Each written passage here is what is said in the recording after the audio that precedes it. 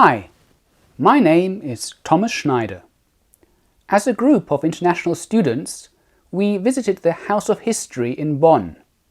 We looked at the part of the exhibit celebrating German unification 1989-90 and its aftermath, as well as the exhibit relating to European integration post the Maastricht Treaty of 1992, European Currency Union in 2002, and the sovereign debt crisis in years 2010 to 2014.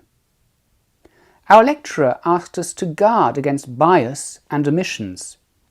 After all, the museum was the brainchild of Helmut Kohl, the West German Chancellor and first leader-to-be of the reunified German nation-state, 1983 to 1998. We take up the story the night of 9/11/1989, the breaching of the Berlin Wall. This was triggered by impromptu miscommunication. Günther Schabowski, the East German government press speaker, had announced live on Evening State TV that the right of free passage from east to west would, with immediate effect, no longer be officially resisted. Millions of Aussies converged on the border checkpoints that night, on foot, in their cars, where they were joyously welcomed by ordinary Westies. Emotional scenes streamed live on German TVs and quickly went viral across the globe. The exhibit skirts some of the linkages and the chain of events that led to the collapse of East German law and order, e.g. free elections in Poland in spring 1989, the summer crisis in Hungary that saw about 100,000 East Germans escape to Austria, and the Velvet Revolution in Czechoslovakia during November-December 1989.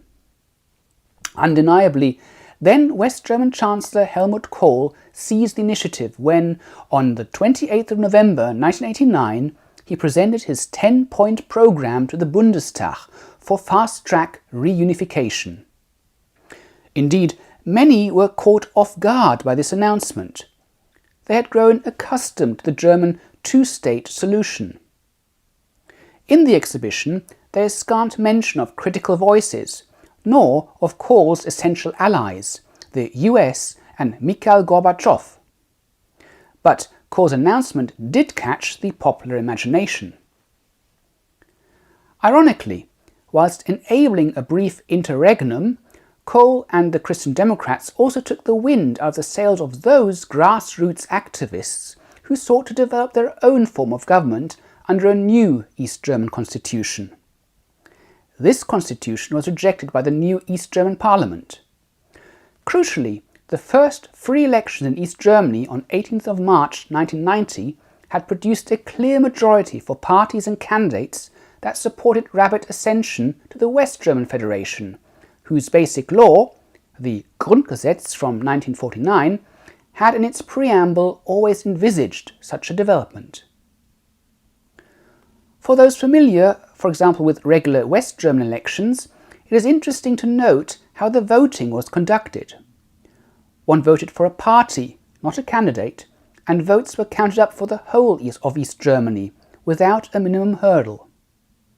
The CDU garnered over 40% of the popular vote, whereas the pundits' favourite, the SPD, polled barely 22%, and the Communists, the PDS, 16%. However, in Berlin and Potsdam, SPD and PDS together had over 2/3 of the vote. Participation reached a whopping 93.4% of the 12.4 million voters eligible. The surprising popularity of Kohl's Christian Democrats, a party that, like many other splinter groups, had not existed in East Germany until the election, was primarily down to one thing: the offer to roll out the D-Mark.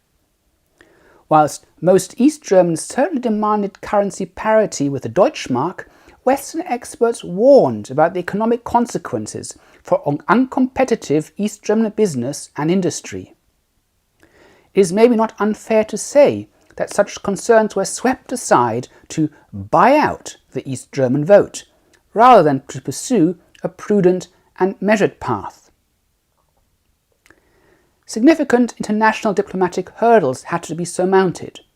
Demands by the UdSSR for Germany to cede NATO membership and become a bloc-free state, British fears of a resurgent Fourth Reich with dominance over Europe, and German historical claims to Prussian territory east of the Oder-Neiße rivers. Negotiations between the two German states and the four Allied powers that defeated Nazi Germany finally led to a treaty on 12 September 1990. This substitutes for a peace accord and reinstates full German sovereignty within the bounds of the four post-war Allied occupation zones. Goodwill and personal bonds built over decades had brought the breakthrough. The formal State Act celebrating German unity took place on 3 October 1990.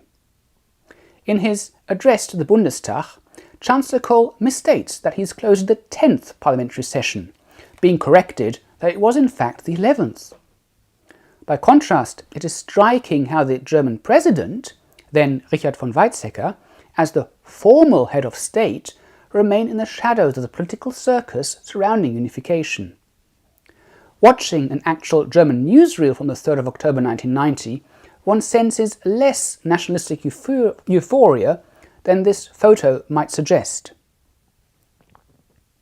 The exhibition then has several showcases addressing the aftermath of unification. Foremost was the challenge of how to deal with the publicly owned enterprises of the former GDR.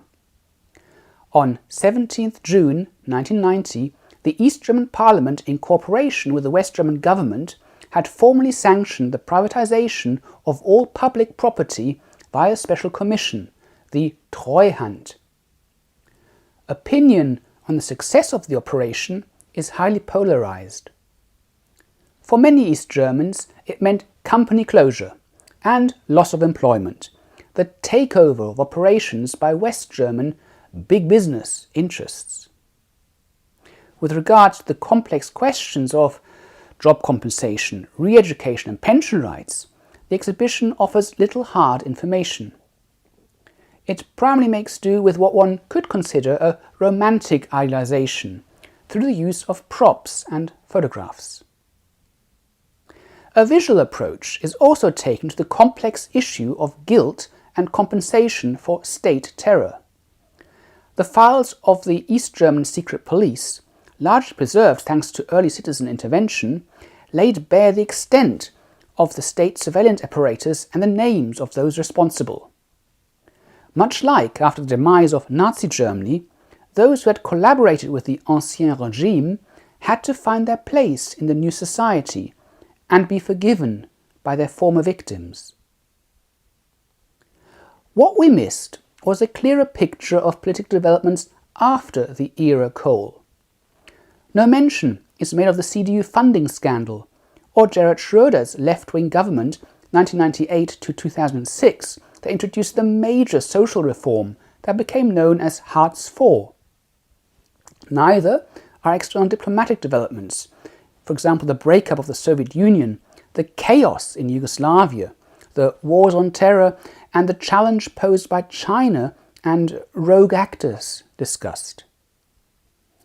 Analogous to the role of the Deutschmark in the unification of Germany, the exhibition does dramatize the introduction of the common European currency and ongoing European Eastern expansion. This perhaps also served to contain German power within the EU by continuous enlargement and massive wealth transfers.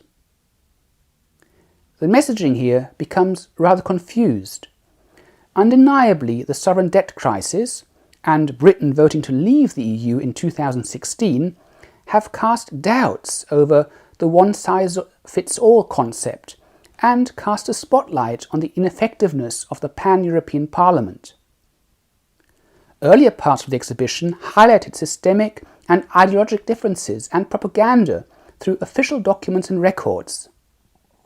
But what is the visitor to make of non-attributed imagery of a torn European flag or a crashing stock market index? Perhaps it is premature to write the definitive history of the first quarter of the 21st century, given the momentous events, the potential breakup of the Russian Federation, that we may be about to witness.